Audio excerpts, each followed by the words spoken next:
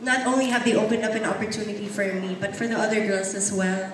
And for the charities that we really help out. It's so heartwarming if you could only be there and see kung ano talaga yung pinagdadaanan nila.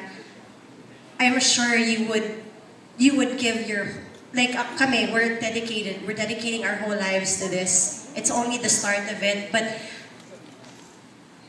iba talaga. Sana makapunta din kayo. Sana makasama kayo sa amin to see what we do, not just as beauty queens, but as spokespersons, but as people out there willing to make a stand and willing to help out. So, thank you, Miss Cory, for opening my eyes, my mind, my heart to all of this, because at first it was just, you know, a blur, then it became a dream, an aspiration, and now it's coming true, you know, it's become a path for me.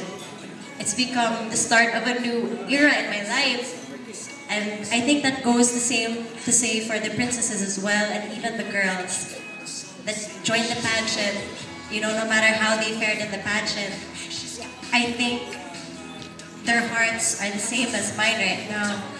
And, you know, also, you know, I mean, no matter what network, ABS, GMA, TV5, they have all been so helping to me, to the media, the press people, the bloggers, the forumers.